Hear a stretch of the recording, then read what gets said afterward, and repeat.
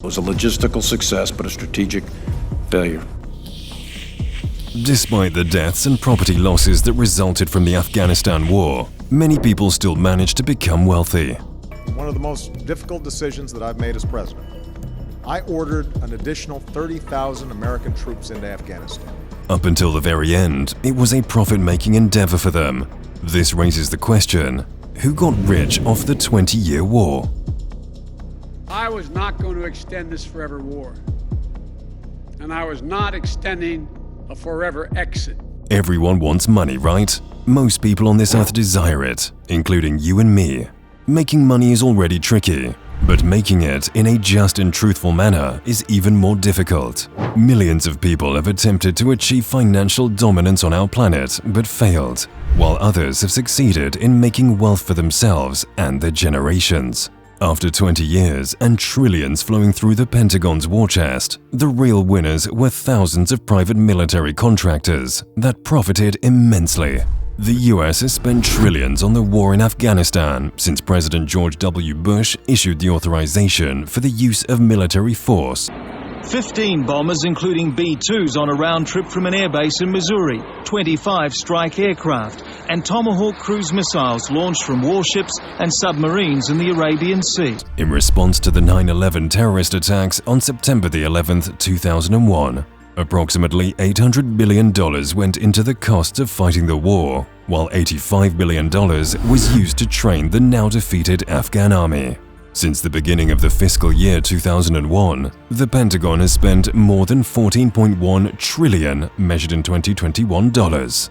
Of this total, $4.4 trillion was spent on research and development and purchasing weapons, which predominantly benefit corporate contractors. The remaining money was used to pay salaries and benefits for military and civilian employees and other expenses related to running and maintaining the American military. The amount of money that Pentagon contractors have accessed in the 20 years since 9/11 is conservatively estimated at $4.4 trillion.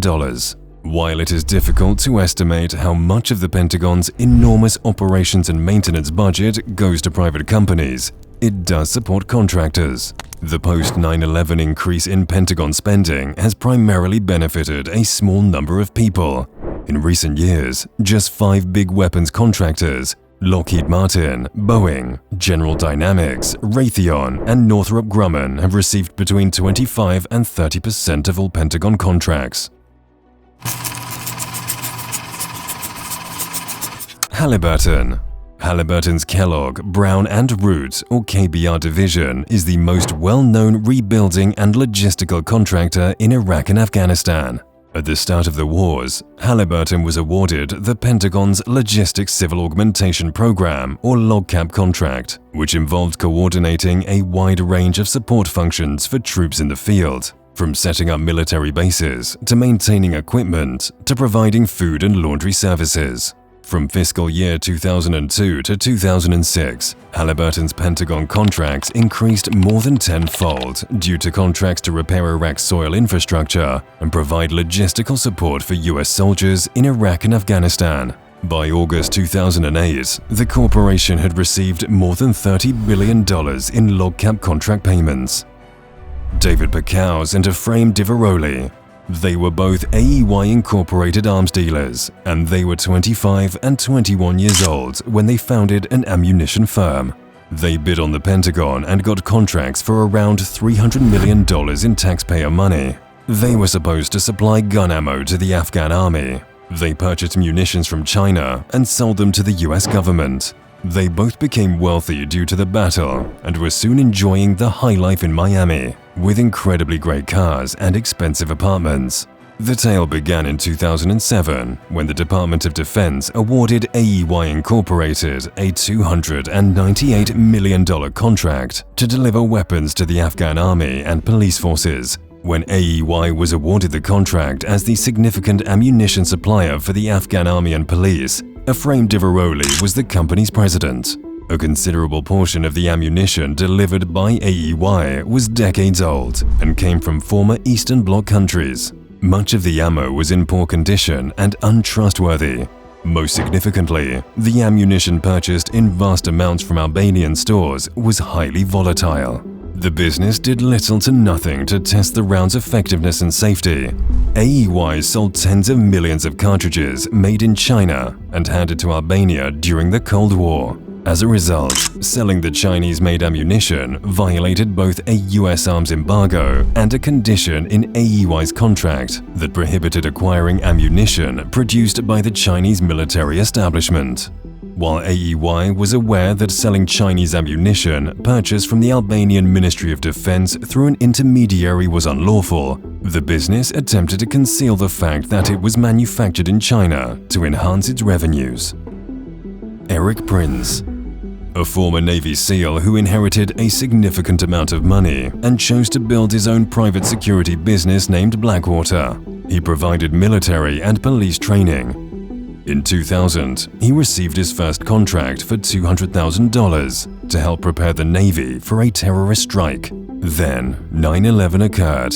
This was a tragedy for the American people, but it provided Eric with an excellent economic opportunity. By 2007, the Pentagon had awarded Blackwater a multi-billion-dollar federal contract. In 2007, many Blackwater personnel were involved in the massacre of 17 individuals in Baghdad's Nisour Square. While guarding a US embassy convoy, they opened fire on civilians in a crowded intersection. The attack sparked ongoing judicial and civil cases until the Trump administration, when President Trump pardoned some perpetrators of the atrocity. You do admit that Blackwater personnel have shot and killed innocent civilians, don't you? I disagree with that. Following the shooting, Blackwater was rebranded as XE Services and subsequently as Academy, and the company finally merged with Triple Canopy, another private contracting organization. Eric Prince, the founder of Blackwater, left the firm, but has since been implicated in recruiting private mercenaries on behalf of the UAE for deployment to the civil war in Libya, in violation of a United Nations arms embargo. During the Afghan war, he offered to help charter a jet to evacuate people from Kabul. The cost per person was $6,500. He made tons of money from the scheme. Fahim Hashimi.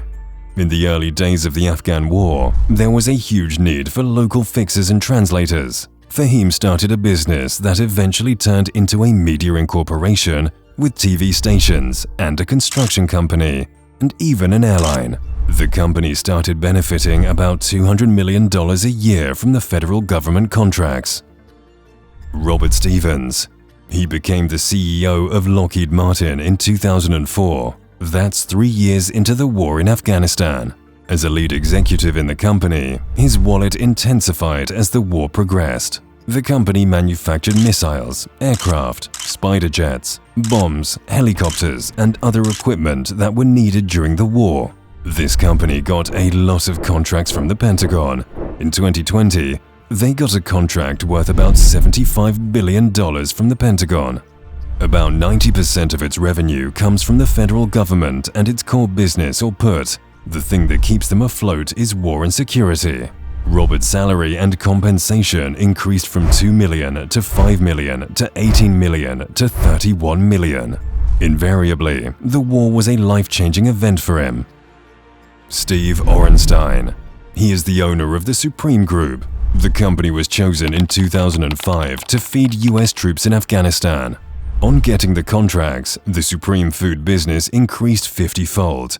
Over the course of 6 years, the Defense Department paid Supreme Food $5.5 billion to deliver food to the troops, which also became 90% of his business. This means that in his company, 90% of what they did was to supply food to the troops.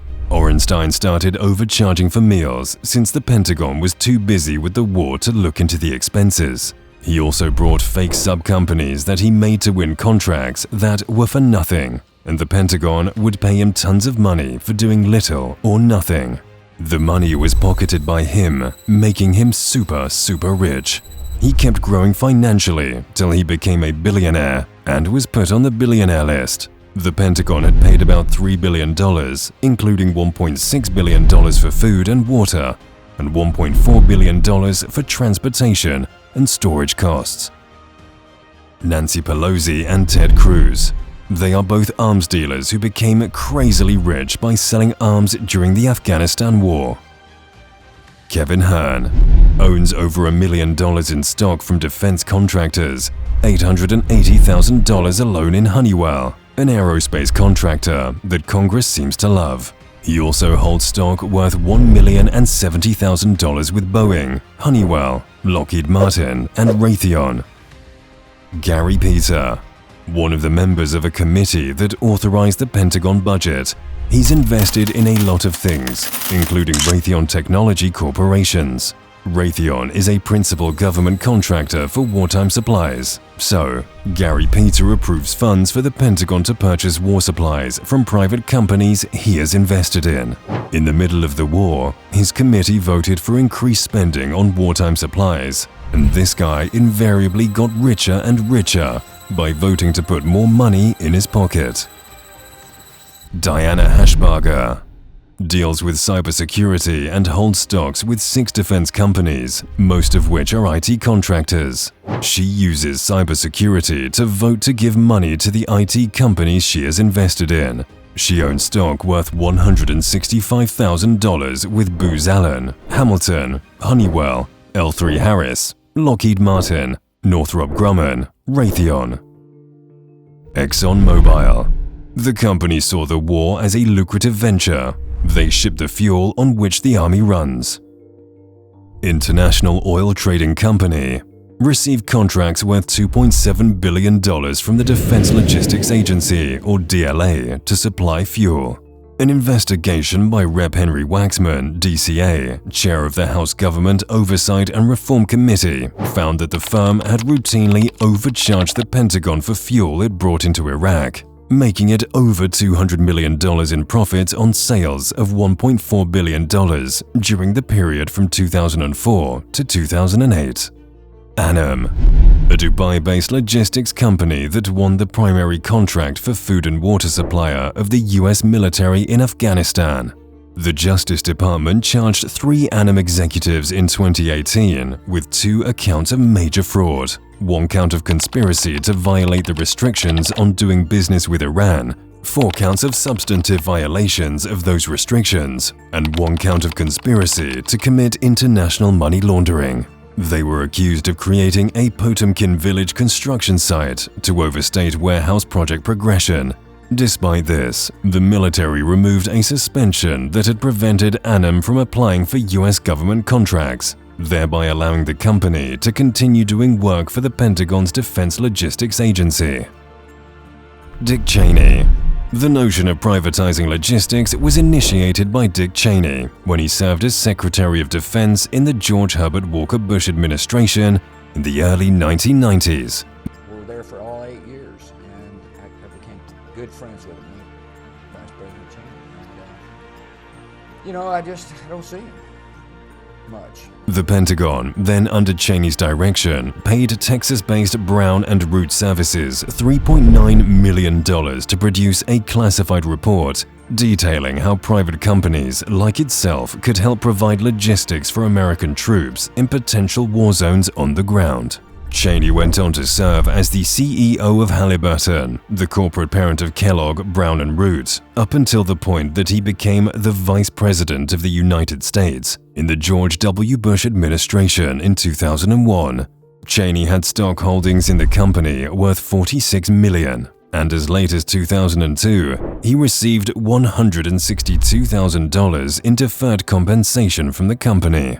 Cheney's journey from the government to Halliburton and back was a classic case of the revolving door between the Pentagon and the defense industry, with all the real and potential conflicts of interest entailed. DynCorp. Private firm DynCorp had lucrative contracts to train the Iraqi and Afghan police.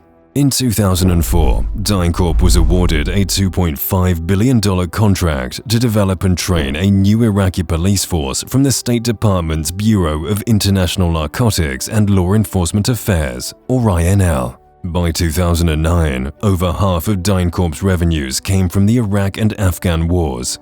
In late 2020, DynCorp was acquired by Aumentum.